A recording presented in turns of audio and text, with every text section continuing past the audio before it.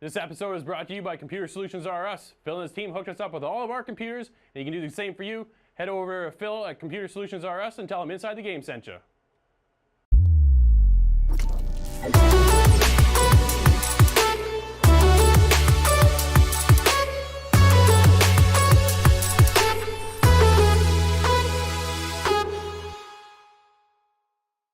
What's up, everybody? Welcome to Inside the Game, your one-stop shop for everything cool in video games. I'm one of your hosts, Drew Beausoleil. Don't forget to head to InsideTheGame.ca, where there you can be a part of the show. Coming up on today's episode, we announced the winners from our YouTube contest. We also got a bunch more reviews. We talked to the team over at Two Dog Games, and of course, we're back with more Game On Challenge Mode. Who gets to keep that beard? Let's find out. But first, here's the inside scoop.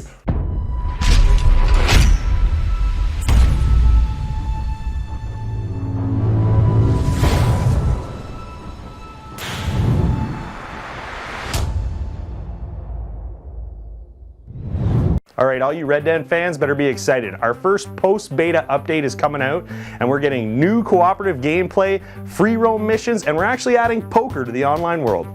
This is just the beginning. The future of Red Dead Online not only includes continued improvements to the core elements of the world to make every aspect of the game fun for all kinds of players, but also brand new experiences that establish a deeper, more immersive connection to the world and your character. Be sure to check out the LeMat Revolver, switch between rapid-fire bullets and a devastating shotgun shell on the fly. Now available for purchase from the Wheeler, Rawson & Co. catalog. Plus tons more, including new offensive, defensive player styles, significant changes to improve the overall gameplay. All players who jump into Red Dead Online this week will get a gift of 15 gold bars and a 25% increase of XP on a land of opportunities, free roam missions, showdown modes, races, and free roam events. Treasure hunters will also find 25% extra cash and gold in chests containing them. All Ultimate Edition owners will also get a gift of Red Dead Online $100 and the throat slit emote for free. Woohoo!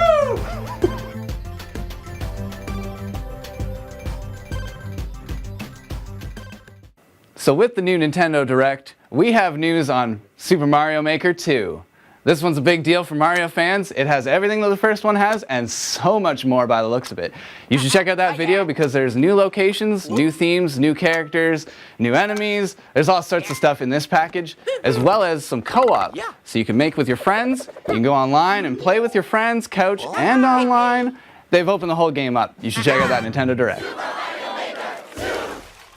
VR Studio Survios, the team that brought us Raw Data and Creed Rise to Glory, is now jumping in with AMC to bring us Walking Dead Onslaught.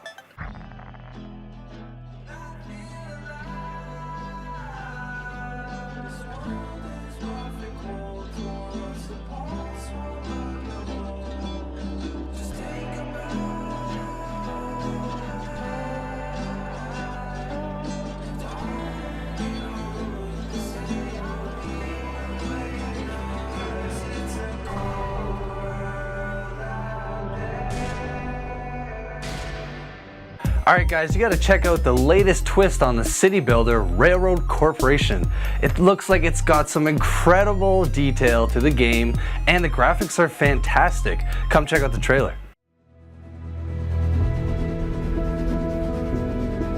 Ever since I was young, there was all this talk about the new lines coming through, changing life as we know it.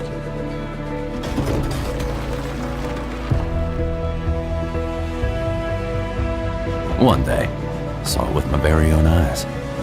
New tracks are being built, businesses starting up, and those trains sure did come.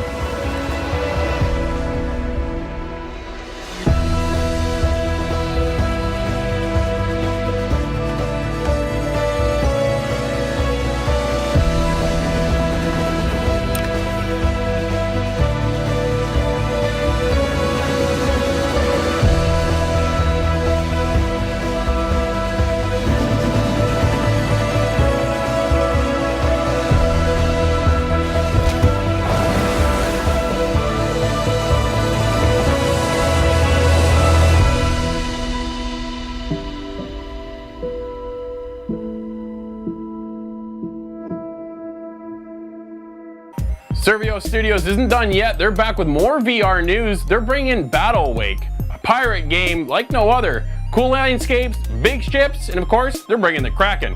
Check it out! Mortals tell a tale. One of a lost city and a mystical throne sealed away inside of it. Are ye brave enough to join the fray?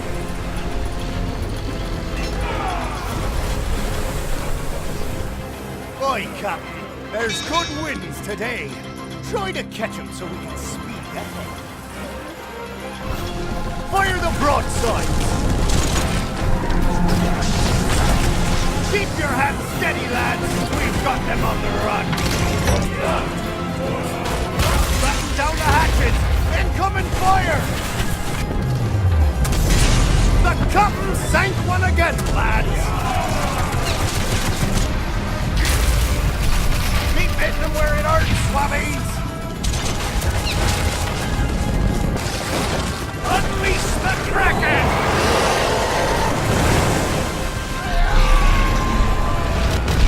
You have everyone accounted for. It be time to set sail.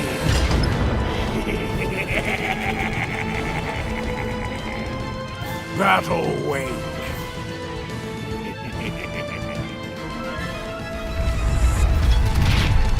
The high seas before me. Will you dare take the plunge? Adios, Captain. Have fun swimming on.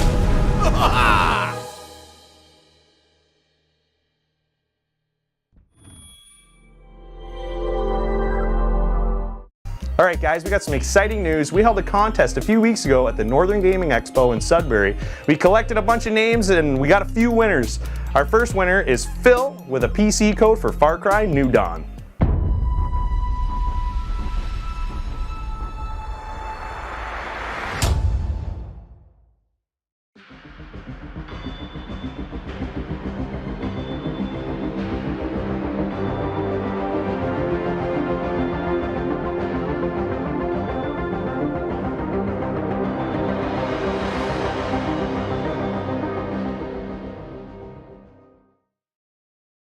Ken, welcome back. Thank you. A friend of the show returning. We are talking about Destiny's Sword. Ken Hall is the CEO of Two Dog Games.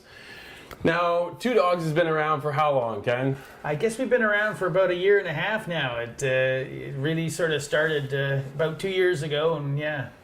We're talking about Destiny's Sword today, and it's a different take on most games. We're talking about a military spin on a, would you call it an RTS or kind of a RPG, an MMO? Like, how would you describe your game? Well, it's kind of a neat hybrid. We call it a strategy combat MMO, Yep. but it has all those elements in it. It has the real-time action involved. It has the the RPG and the character development. So it's really got all those flavors in there at one game. I think one of the biggest aspects of your game is the fact that everything's based around mental health. So what does mental health mean to you?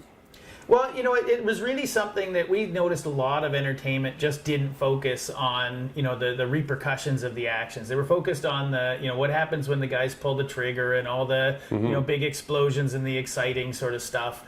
But really, they never looked at what that does to a combatant, like how they make a life in those, environments, how they kind of deal with the stresses of being, under threat all the time and losing their comrades, that kind of thing. So we really wanted to look at some of the longer term impacts of conflict. We actually had hands-on time with the game. When we went in with combat, went okay for the first part, a little bit of a hiccup. But the dynamic of how we work with our team. So it's a co-op based game, or can you play it solo? I mean, there are modes where you're playing more individually, but predominantly the whole focus of the game is to get you to coordinate with your teammates and to work together as a group to solve problems. So cooperation is a major part of Destiny's Sword. Nice. Where did the concept come from? So again, it was something that we'd been working on for a couple of years, creating this really neat universe. But when we started to realize that entertainment, wise, we needed to do a better story of looking at conflict and telling the whole story, it all just came together that, okay, look, we really need to sort of look at mental health and look at the way these characters develop and how their perspectives influence the way they react to events, that kind of thing. And then, layer all that on an exciting combat game. Absolutely. We also went into the character dynamic of each character in the story dialogue, and how can you talk about how that influences the game? Yeah, so I mean, the way your characters think and feel affects the way they perform on the battlefield, and the things that they experience on the battlefield and the decisions that players make will wind up impacting the way they feel. So that's a whole cyclical relationship, and you really have to get to know each character to understand how they're going to react to different events and how best to help them manage their way through the journey. Nice. Now, you also just recently launched on Steam for a pre-order. Yeah, so we're now up the Steam pages, the store page is up on Steam, so we can add it to our wish list for sure and follow along. I mean, also follow along on the social media and the website. There's a newsletter that we're going to start to be putting out showing our latest development and actually getting players a chance to get hands-on with some of the prototypes and things like that. So Sounds good. yeah, going to be fun. You also have a comic book that goes with it? We have a comic book that we did very early on, a backstory comic that actually has an augmented reality cover that features one of the characters from the game. And what we want to do, part of the Kickstarter campaign that we're going to run will be to sort of create a series of these backstory comics where we feature different characters from the game and give you guys a bit of an exposure into what the game's going to feel like before it's actually out. Right. Can you touch us on the story within the game? So the story, really what we're looking at is a futuristic universe where there's basically this jump drive technology that allows us to travel, between star systems. And that's all driven by a futuristic fuel we call lucidium. And the core planets have exhausted their supply, so they're sort of looking to exploit some of the poorer planets on the fringes. And this one particular planet that we're dealing with has massive resources of this mineral, so everybody's swooping in to kind of take their piece. And so what we're going to look at is how that affects the local population, and we're going to come in as one of the two factions that's vying for those resources, either from the government side or from the corporate side, and start off with the best of intentions and then see where it goes from there. Nice, sounds good. I have compiled a list of some rapid fire questions. Are you ready? Okay, let's go. All right. How many people work on Destiny's Sword? So we got 12 full-time, and we bring other people in on contract as necessary, up to about 16 or 20, depending on the time. Cream or milk in your coffee? I don't drink coffee, no hot drinks. I'm No a hot water drinks. guy. What kind of music do you listen to? I listen to everything. I love all kinds of music, pop, classical, rock, you name it. You have dogs? I've got 2 dogs, What are their names? Rory and Kayla. Favorite game of all time? Favorite game of all time? Wow. I guess it's probably Metal Gear. Oh, that's okay. Do you believe in aliens? No, I don't. Favorite time of movie? Or favorite type of movie? Science fiction. First section of the newspaper you go to if you're going to read a newspaper? Probably sports. There you go. And the best part of working on Destiny's Sword? The best part of working on Destiny's Sword is the team. We have such an incredibly diverse, really neat group of people working on this project, and just the melting pot of creativity. We've got them all in this week, for instance, doing a big design summit, and boy, having everybody together just makes things, so much fun, so much fertile ground for coming up with neat ideas. That is great. Anything else you want to touch on before I let you go? Other than the fact that we're going to be launching our Kickstarter campaign at the end of this month, May 30th. So follow along and see what happens there. There'll be lots of great chances to get involved in the development process through the various backer rewards there. So definitely something everyone who's interested in Destiny's Sword wants to check out. Fantastic. Ken, thank you very much for coming back to the show. Oh, thanks, Drew, for having us on. That's all, anytime. It's great. Great. You bet. Thanks.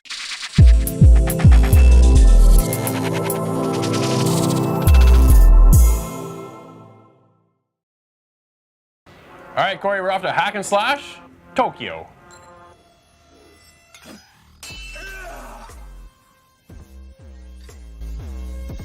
Okay, Corey, you and I jumped into a Kane from Cubic Games. This is a hack and slash arena fighter? Yeah, that's fair to say. I would say arena is probably the right word to choose for this one, seeing as we play on one level the entire time. But before we get into this a little too much, I want to note right off the hop, this is a $5 game. Yeah, so we'll give it that. Okay, it's got definitely the $5 value to the game. Yes. I know, but still, I just wanted more. All you do is you hack and slash enemies. And you're this just katana. Do it again. Yeah, you're this. Do it again. There's a little bit of a story. You're a katana wielding kind of super samurai, and you've crashed your motorcycle in this kind of metro area. It's basically like neon filled square. Yeah.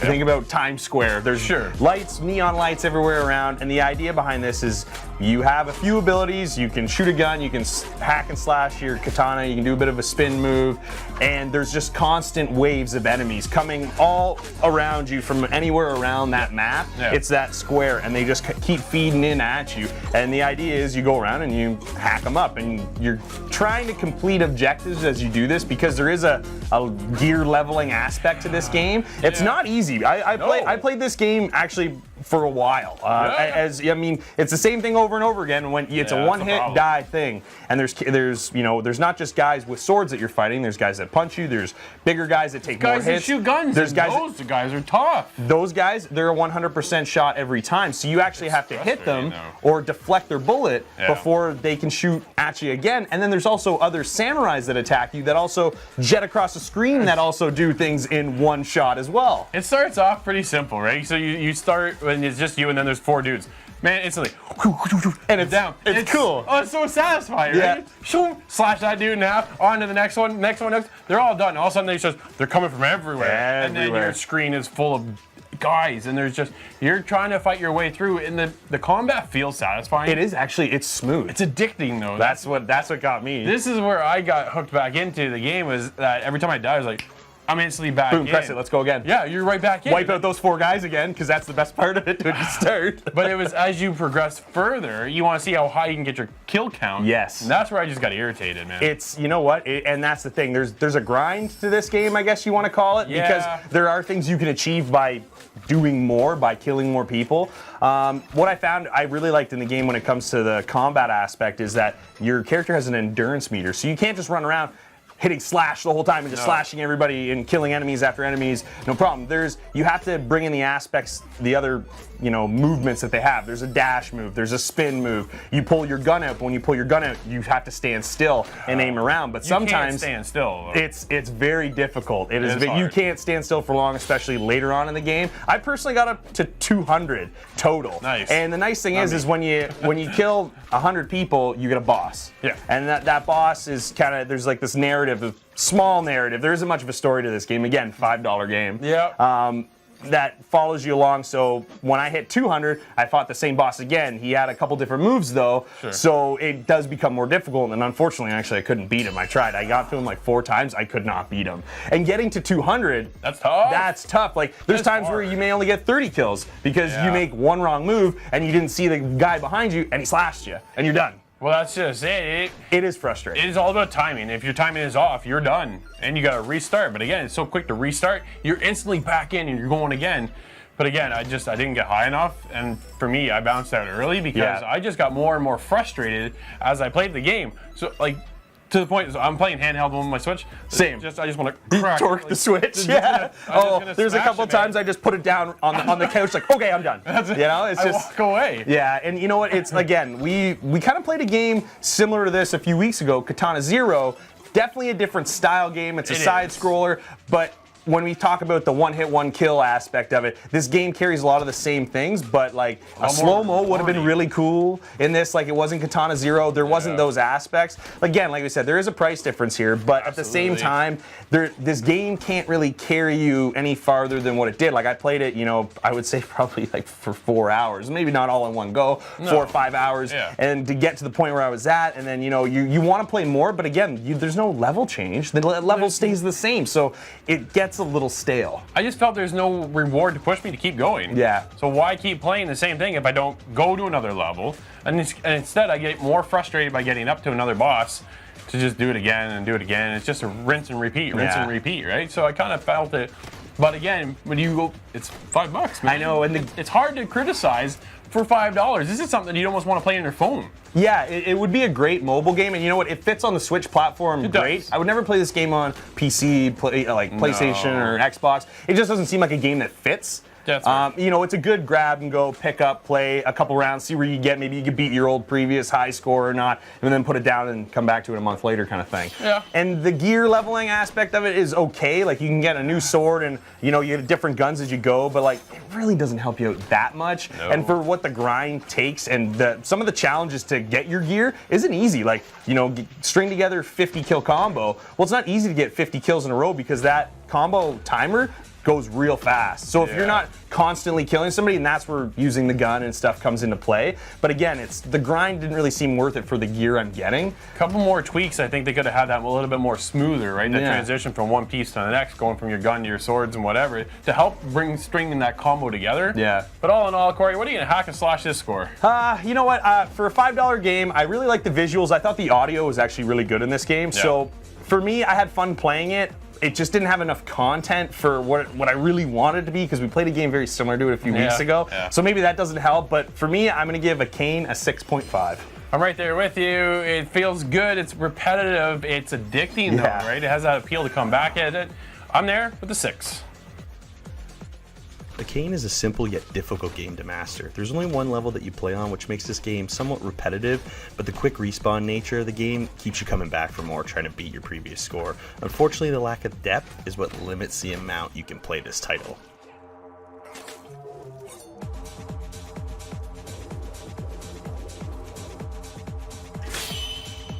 So we were at the Northern Game Expo in Sudbury a couple weeks ago. We were giving away a couple free games. This one's on PS4, PlayLink titles. Adam C., this one's for you. Check your email.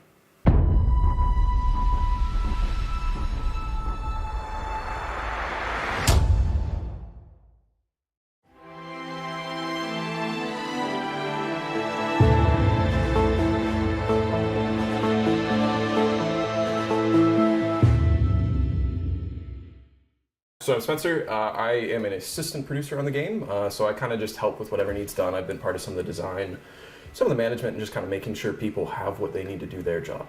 What's it like designing a game from like this? It's really challenging. Like every day there's something new to try and consider because it is such a unique game. We're kind of exploring a lot of stuff that hasn't been done before. And so, you know, like just earlier we were, you know, discussing how are some of the cards going to work, and, you know, we're all trying to think, you know, okay, it works like this in this game, but that doesn't apply to us. So how do we do that differently? Sure. Now, we went hands-on earlier with the game. What aspects of that did you design? So I'm a little bit more recent on the team, so I don't have too much input on the PAX demo that we showed you earlier. Right. But I've had some input on the emotional state stuff, so the emotional side of the game, as well as some of the design of the cards and how the characters are going to function in the combat. How do you go about designing those cards? So first we kind of think, okay, well, you know, what are the players going to want to do? And then we think, okay, well, how does that apply to the game? And then we kind of iterate on that. So once we have it ready to go, we'll put that in and then see if it works and what doesn't, and kind of just a lot of iteration, really. That's fair. What drew you to the project of Destiny's Sword? So I met Ken through mutual friends, and then I kind of helped him out with some shows, and as I learned more about the project, I got really, really kind of inspired by what they were trying to do with the messaging, and then I just wanted to be a part of it. Have you worked on other titles in the past? So this is actually my first video game. I graduated from Vancouver Film School recently, and I kind of met up with Ken, and everything's kind of history from there. That's fantastic. Is there a certain game you like to go back and play all the time, or is it a favorite game of all time? Ooh, favorite game. Well, the game I've sunk the most time into would probably be Dota 2, just because I play it with some friends, and sure. So it's a good way to keep in touch with them. But I'm mostly a single player. I like to just experience a story and That's fantastic. let that affect me. Nice. If I had to say the game aspect of the mental health and then the combat, what does that all mean to you when you're playing a game like Destiny's Sword? So I come from a military background. I have family in the military. Okay. And so being able to represent the things that they go through, not just in combat, because that's kind of been explored in video games before. Sure. But some of the mental health effects, like I constantly see, you know, soldiers who are struggling with PTSD or like depression or anxiety. And so being able to address that and bring it into the public eye a little bit more, I think is going to be really positive for them. Just, for example, I was talking to a soldier who tried the game, and he said it was like he felt like he could use this to explain to his daughter kind of how he feels in everyday life. That's really fantastic. Yeah. You guys have many more events lined up. There's a release coming sometime in 2020. How's that looking? That's what we're aiming for. So hopefully what we're going to do is by PAX West, we're either going to have some sort of open beta or even a full release if things go really well, but we don't want to promise anything and then disappoint the fans. So very fair. What do you hope the community takes away from playing Destiny's Sword? Just that, you know, it's to destigmatize mental health, you know, like people deal with this every day, a significant portion of the population, and that's okay. Absolutely. Spencer, thank you so much for your time. Thank you very much.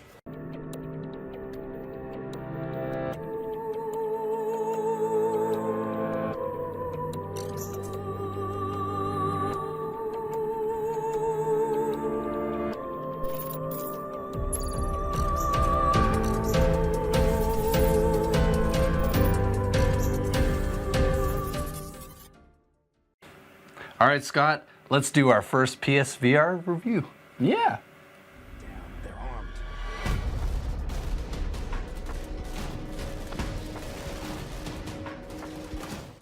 All right, Nate, this time we're here with Immortal Legacy, The Jade Cipher by Viva Games. And this is our first VR game that I got to jump into for sure. And what do you think? So this game is kind of confusing. It doesn't really know what it wants to be, but the game is really cool, I must say. Yeah, we can say that definitively. So we took turns on the PSVR and we got through several sections of this game just super fast. So it was a little hard to, looking back now, we're trying to figure out what this game is about because certain sections are really shootery, which is what I wanted to play in a VR. I was really excited to play that. Other sections are a little more exploration based, where you're kind of going through tunnels and... There are things that you got to collect through the game that kind of, they're just like little textbook things. So it'll just be little notes, someone talking about the disease that's going around. So the start of the game's about this Zoros, I don't know how to pronounce it, but Zoros fungus that's going around, and it's kind of just starting in the animals and it's killing them, and it's now leaching into humans, people believe. So you start off just parachuting on an island, and then you kind of get oddly saved, and that's it. You don't really know why you're there even. Yeah, you're just kind of walking through this jungly island, which is, I have to say, I'm not super experienced on VR games, but this one did look pretty good to me. Yeah. It was convincing, especially a couple minutes in when you have the VR thing and you've gone down 2 corridors and you're shooting people. It doesn't matter how the game looks at that point. It was definitely good enough. Yeah. And the problems I had with the visuals were only really the character models, and there was only a few of them. But on the other hand, we had the cinematics, the cutscenes that I did see, that got super really weird, and I still don't know what this game's about, but those looked amazing. And from a worm's eye view or wherever you were, the camera would put you there and you're just looking at what's happening. And I thought that was a really cool way of showing you kind of, I guess, the more fleshed out parts of the story. And to kind of add to that, the way they use the VR in this game is not like anything I've seen, or I haven't played a lot of VR games, but for the few that I have, they had some really cool elements. There's this little puzzle kind of game where it's that marble game where you got to put a marble through the maze. So you're kind of staying there, and it feels perfect. It feels like you actually have the box in your hand and you're moving the marble. All these items you're picking up, especially the ones that made noise, you can move that around your head. So we had a cell phone that was giving us a message, and you could hold it over here, and you get this different sound. You can hold it over here. You can put it behind your head, and it muffles it. You can turn it away, and the sound changes. It was the VR perfect. Nailed that three-dimensional space, and they kept up with that throughout the whole game. All these different items you're using. The only problem the thing I didn't like was the guns were a little strange. So it wasn't that they were inaccurate or that I couldn't get used to it, but it had me aiming way down to kind of get the right angle. It was really confusing for me because when I started the game, they put you right in the tutorial, so to speak. So it's like a firing range. And when you're in there, it is perfect. Like, you point the gun, you shoot, and it shoots exactly where you're aiming. But then, as soon as I got out of the firing range and launched into the fight, I unloaded like 5 clips because I thought I was aiming properly, and it was just going all over the place. So with that, there were some things I was doing wrong, but for the most part, it wasn't as perfect, which I thought was kind of weird. It was almost like it lost that synchronization with you. Yeah, I did notice that myself. They didn't move the camera or anything, too, so it wasn't like that kind of fault. It was just the game's got a little bit of jankiness. Just a little bit. A little bit, but luckily, they save it in good times because there's a lot of different weapons you can use. So if you're not getting the accuracy you need, you can just spray with an Uzi or something like that. Pop around a little corner. I was doing lots of that, spraying it. I was having a good time with the shooting elements. I like how you can you don't even have to look around a corner, but you can kind of just put your gun out and just Yeah. breathe fire. So I felt totally into this 3D space, and I love this VR era that we're headed towards. I really hope that things pick up. But specifically with this game, I found the shooting was addictive. I kept coming back for the shooting, and the parts that I didn't really like were more related to the exploring and getting trapped in a cave for way too long. Oh, that was bad. That part was a grind, but on the other side of that, then you get a cutscene. It kind of makes it cool. The zombies are back. Then there's things to shoot. I mean, it steamrolls into the next section of the game so quickly that it's kind of almost like unattached sections. And I don't know if that's a critique really, because this VR thing is still an experience to me. So it kind of gave me a little bit of the different aspects of VR. Here's a movie you can watch in 3 dimensions. Here's some motion things you can do with your hands. Here's throwing grenades. That surprisingly worked really well for this game. So that's something that VR doesn't seem to get down very often. So I like that it's an overall kind of mixed bag in this game. Yeah. Honestly, overall, it's a pretty good game, Scott. So let's kind of wrap this up, man. What are you going to score this? I have to give this a 7.5 because I want to see certain parts of this game be a full game. And that's really my only critique, is that maybe some parts of this game weren't my favorite, but the other parts I'm so hooked on. And man, I'm actually right there with you. It is a great game. 7.5.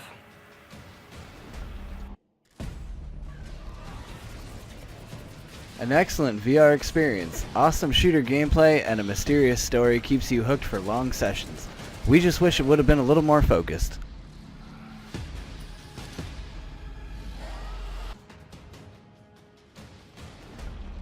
We always wondered what the future would hold, but we couldn't have imagined how terrible it would be. We're back with another winner for this game is Far Cry New Dawn, and we have Sarah. Sarah, don't forget to check your email.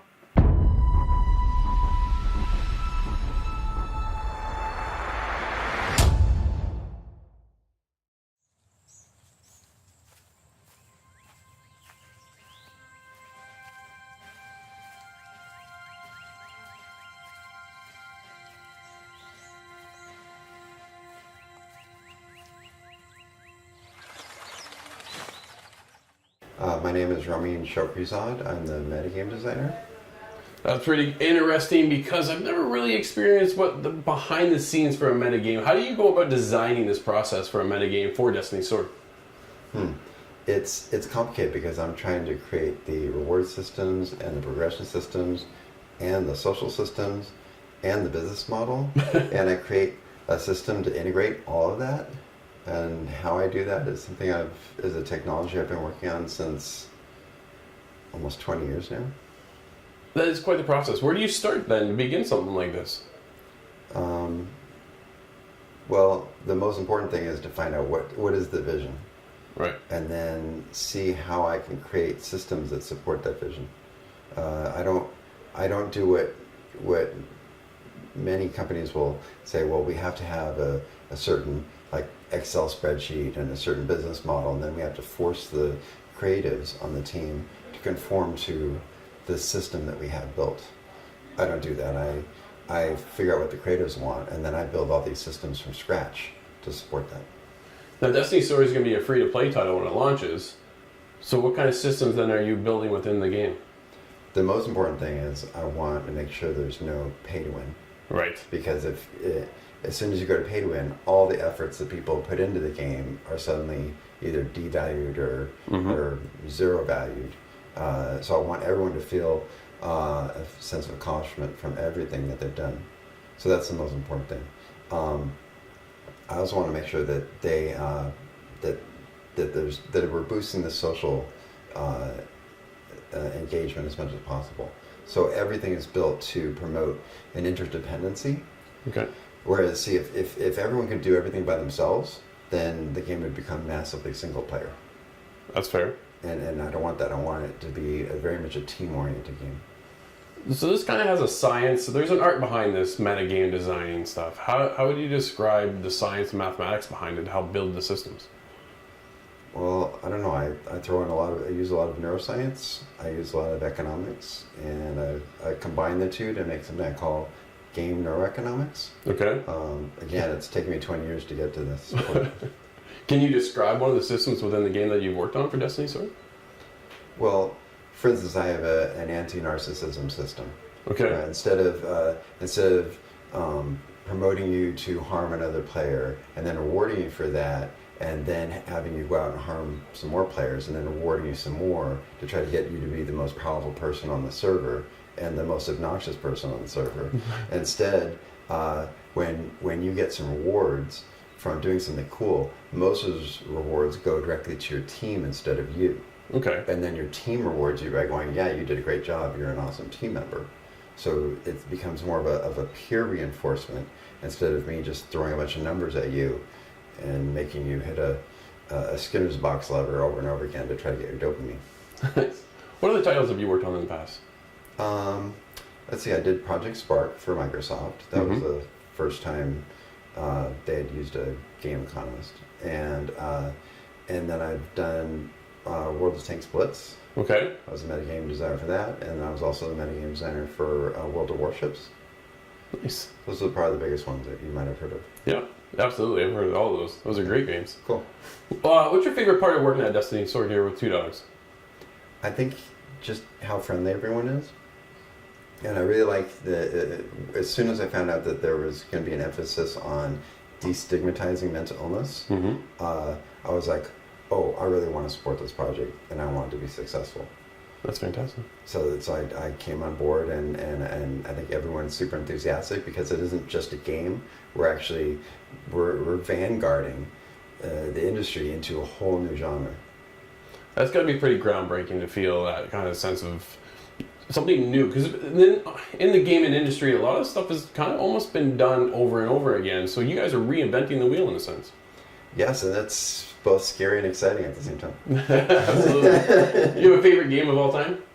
Oh, I'm a real big Civilization fan. Oh, nice. I probably learned half of what I know about economics from playing Civilization for 20, 30 years. That's great. Ramin, thank you so much for your time. Thank you so much. So I'm going to announce two winners, the final two winners, both Xbox One codes, Assassin's Creed Odyssey. We got Chris and we got Jesse. Make sure you check your email. Welcome back to another Game On segment. This week we have Nate. Right now the standings are currently at a tie for first place with Nate and Scott at 8 points. Corey next with 7, and I'm last with 6. This is Doom, which is going to keep me probably in last, but we'll see what happens. I might be... No, I'm not counting on anything. So Nate, why don't you take it away? You're first. You're going to show us how it's done. This is your title. Yeah, so we're doing arcade mode. And I picked the Necropolis, so we're all going to do that mission. Just on Hurt Me Plenty. And the most points is going to win. Yeah, that's it. All right, let's do it. Okay, and then it's got to run down. So you keep the kills going. Oh, that's the mine. Yeah. Boom. So 75 seems to be the cap. Oh, nice. Oh, he beat him with his own arm.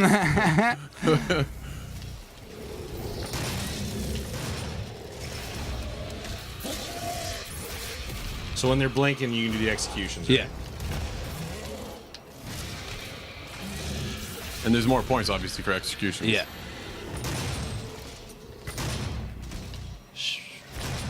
Oh, man. Okay. Give up on that guy.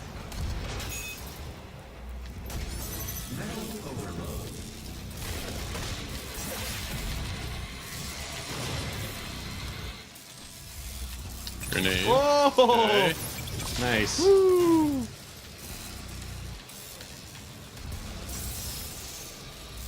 Ooh. Woohoo! So how do you know when it's time to getting move from an area? Just when you clear all the enemies? Yeah. Yeah, door will open up. Okay, cool. Ugh. You drew your number to go, right? Oh, this is going to be awful. Whoa! Big guy.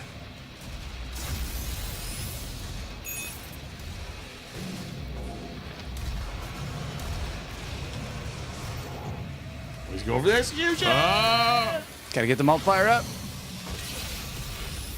So are you vulnerable during the executions, though? Nope. Okay, that's sweet. But, I mean, sometimes they'll... Yeah, it'll drop you out of the animation in a bad place, or... Okay. Yeah, like someone's right on top of you kind of thing? Ah, we're going with this mod. Oh yeah. 80,000. When you collect items. Oh yeah. Okay. So now I know what's going on. Bring it. So I think he just picked up quad damage. Yeah. So now everything's 4 times the damage. So you might as well grab the rocket launcher because it's just going to do everything's just going to massive die. damage.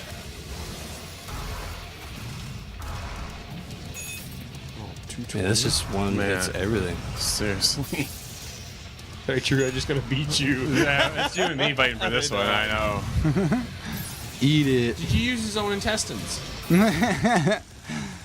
Fed it to him. Yeah. That is wild. Those little guys. Little imps. Ooh. Whoa. You. Oh. Ah. So the key with the pinkies, these guys, is their back's really weak. It takes a like quadruple because of damage. they do that kind of that dash charge maneuver, thing, charge yeah. maneuver. Pretty All right. quick. But you still managed to pull that pretty Okay. good there, Drew. Almost. Yeah. Oh yeah. Oh, you screwed that up. Oh, you missed him. Oh, you're trying to double him up.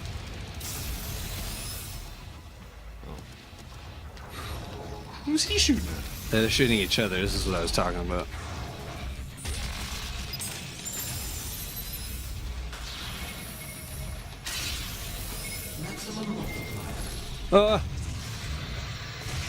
See, I only got 60,000 that time.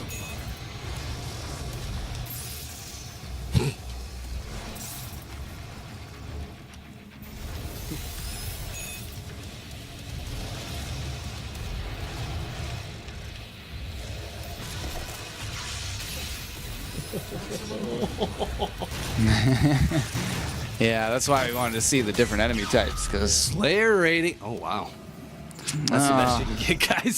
Sorry. Oh no. That took a little longer too. All right, let's see what Nate gets for a total. They look like in the 6 million range. Yeah, absolutely. I noticed the high score going in this was just 5 million and something. New best. Okay. New best guy setting records. 6.5 million. 6.5, 21. Okay. Okay. All right, Scott. So Scott, you played this though, right? Oh yeah. Oh yeah. Yeah. So it's He's kinda out. hard to I haven't set played in a very long time. 2 against 1 here. Yeah, this isn't one of those games where it really matters if you haven't played in a while. You kind of just pick it back up. Yeah. I think so. I hope so. Yeah. Okay. Oh, Got Yeah, it. this is how this feels. Oh, he jumped on him. That was sweet. That was pretty nice. Oh, what? And then I just missed that guy entirely. This guy again. Yeah. He's doing that. This guy's been leveling his agility or something.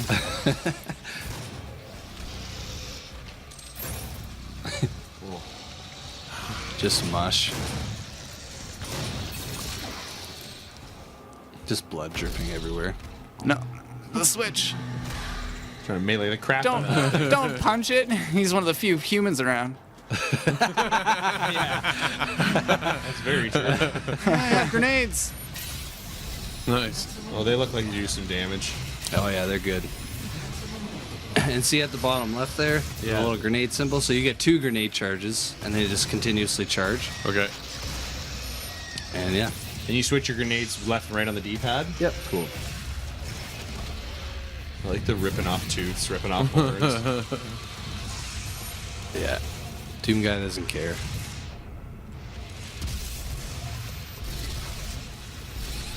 Oh, behind you, dude! Like right on you. I died. I have an extra life. Uh-oh. Oh, he's got him. There it is. Oh, that was. That was no, a bad grenade. He jumped back.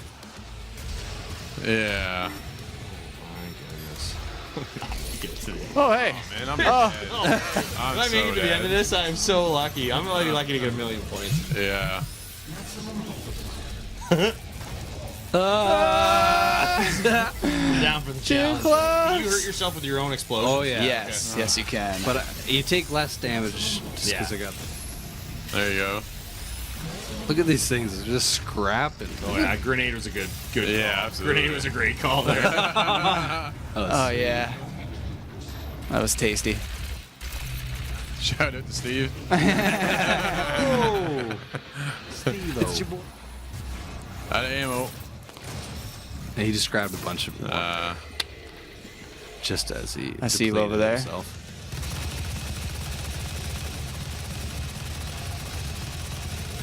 Holy. You specifically.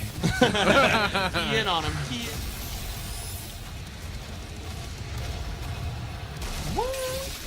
Chainsaw. Bam. Oh yeah. Oh! Half of his head. Oh, that used up a lot of your fuel, though. Yeah. Yeah, because he's one of the biggest enemies. So. Totally worth it. Yeah. Man, all right, yeah. Scott, what do you get? Oh, not good enough, I bet. It was close. You did pretty good, man. Scott, 5 million. 1.137,603. All right, Corey, you're up. But, all right, Corey. Oh yeah. I know these guys are here. Multi-kill.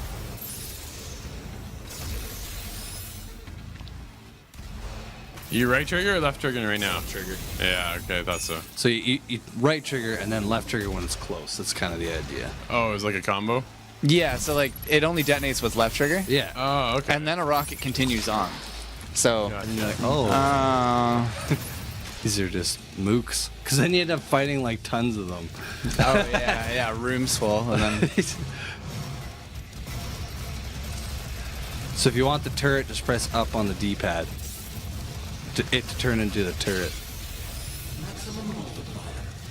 Oh yeah. Oh yeah. Yeah.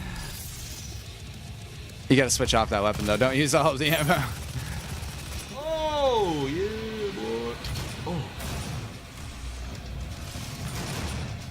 Man, missing shotguns. Let's go. Oh, Don't forget about your chainsaw. You are gonna be friends real quick here, palio.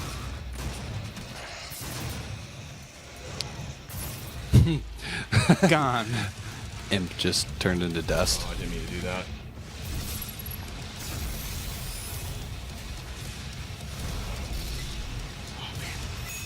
Nice. Oh, that's why there's another one behind me. I was like, I was getting hit hard there. Whoa, let's go. Nice. Yep, no. Oh, I don't have much health. Oh, I like hit something on the way down. So hold left trigger. Yeah, you know it's good. Oh, okay. Oh yeah. And if you can get it and Oh no. I was trying to figure out that gun. Well, your checkpoint's right there. That's a good news. I go on. oh, a shotgun, eh? Yeah, Oh, no, you that's got what him. I want to do. Shotgun him. No, you were. You got it. Oh, no, dude! No. Dude. I went quick. That's You it. got a chance, pal. Oh, 2.624. Corey, that's it. Shoot! I tried. Oh, it all came to an end so quick. I thought you had that real one. fast, You but I were didn't have any killing shield or it. nothing. Yeah. All right. All right, so there's always been a little thing of Nate going, Drew, you gotta play Doom, and well, he's finally got his wish. It's Maybe true. not under the right circumstances. Not even close. This I is- mean, I left the door wide open for you, pal. I'll be lucky to make it that far. Oh, you're going after him. The music was. Oh. Nice.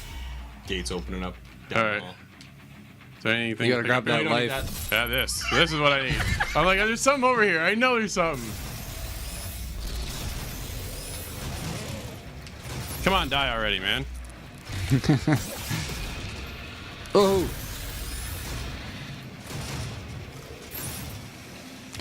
Yeah, luckily when they have big giant green eyeballs in one of them, their vision's not so good. So they gotta stumble right up to you. Come on. Seriously. Oh, dude, behind you. Got some health. There you go. Man, that was intense. Oh, got Get behind close, buddy. Ow. Oh, dude. Oh, Trading no. slaps with him. EFG. Yeah. Nice. It kind of works. Yeah, I cleared that. Oh, behind you. Behind you. There's another one of those. I didn't hear you guys yelling behind you when I was playing. You're already out. I am not. I'm just. That's true. I'm not dead yet. Oh. Oh, man. Oh, dude. Oh, there you go. I died. The hardest part. As far as over. That's it. That's it. Crap. Oh, no. 2.8. Just got to stay alive. Well, no, I guess that's it. It's locked. Yeah, I think so. You got his point. Now he's got an opportunity to possibly go after yours, but it would have to be a pretty. I'm gonna from need here a on out. Hellmaker. Yeah, I'm gonna need some dumb luck to get past Fallout Scott. 76. They're coming fresh off a loss, so. Oh! 3 million. Nicely done, Drew. All right. That is game on segment. Larry, I won! Not the whole thing, but I didn't place last, and I'm going to take it. Personal Current win. standings then. So Nate wins. Nate gets 3 more points. Goes from 8 to 11. Scott places in second. Bumps him up to 2 more points. 10 for him. We're tied. We tied at 7. That's not bad. I'll take it. A lot better than I thought. That's it. Back to the show.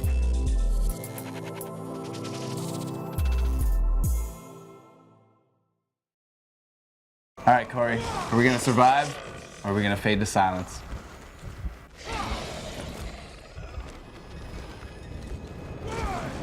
So this week we checked out Fade to Silence by Black Forest Studios. This game is a little crazy right off the start. Cool intro. This God Titan guy has kind of come down to mess with your village. Yeah. It's the end of days. The apocalypse is upon you. That's kind of the premise of it. I don't want to get too into it. Yeah, What do you it's think of that? kind of grinded out type of survival game, and really, like you said, that it starts off. It's a post-apocalyptic kind of world, and the thing with it is that there isn't a whole lot of direction either. No, so they don't tell you explicitly exactly what to do. They kind of set up a little bit of a tutorial for you. Yeah, in the just a first small section, one for sure. Just so you get the gist of it. So you are acquiring all these things from the world, and you're trying to get them back to your camp to rebuild all the buildings. But to do that, you want to get some wood to make an axe so you can get wood faster. And certain things that are kind of along that lines. You hunt animals to get your food supplies up. And then you look at the map that it wants you to do this on while you're foraging to build your city, and the map is massive. It's so it is a huge. very big world. It's a big world, yeah. I was surprised. And there's a few things that kind of give that away. So when you look off into the distance, you can see this infection that this demon has left across the earth, and that's kind of what you're clearing as you go through. You're purging this infected area, and it would kind of clear the area for you once you kind of sorted it all out, I guess. Maybe find some survivors. That's another cool aspect of this game. So you find these other survivors that help you build things, and you can assign them to do other tasks for you.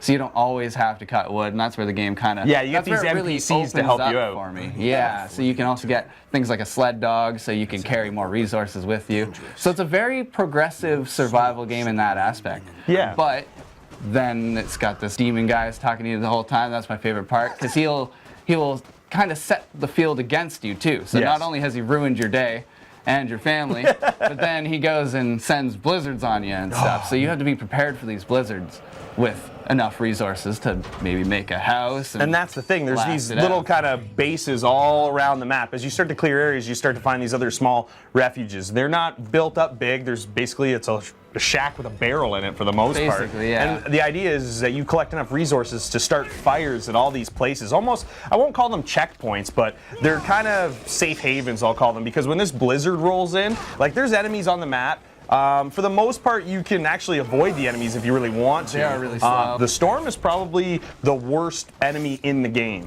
that we've run into, is that this storm can take you have multiple health meters, and when that storm flies in, your guy is almost statuesque. It gets so bad. Freezing, yeah. It doesn't matter how much health you have or how much wood you were carrying, that's almost it. You have to react to that immediately.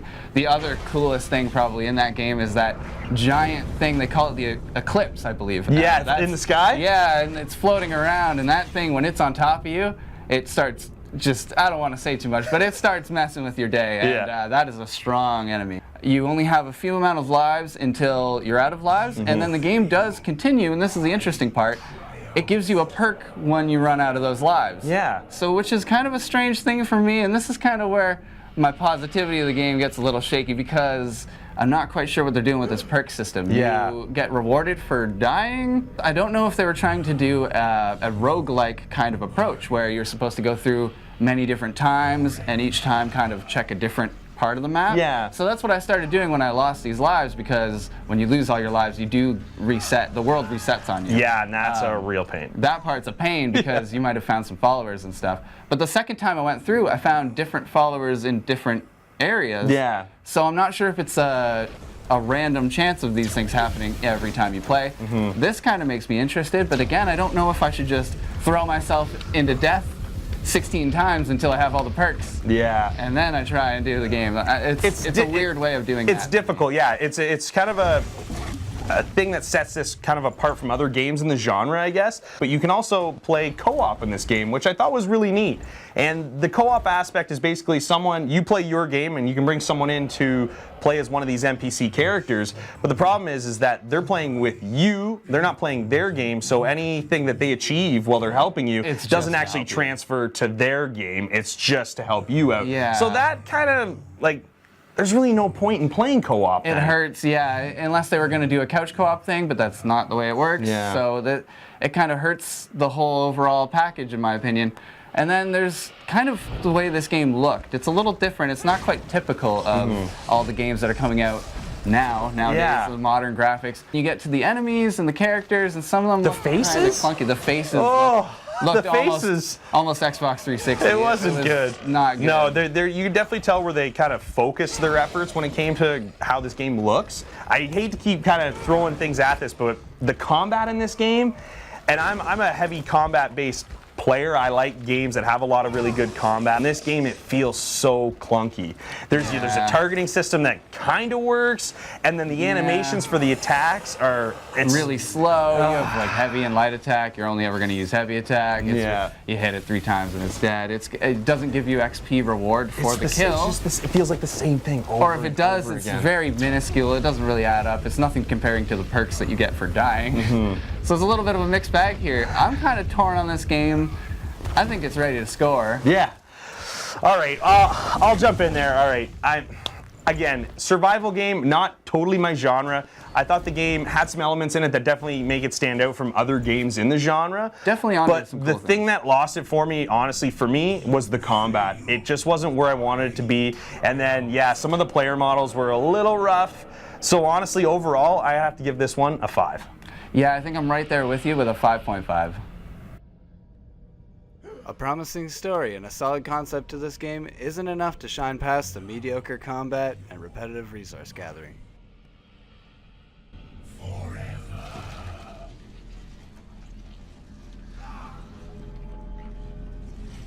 Okay, Corey, that's it. That's another episode in the books. Now, each and every week, you guys reach out to us, give us one of your clips. Who we got this week? We got Mailbox Arson 88 with a pretty sweet kill in Fortnite. Nice, let's check it out.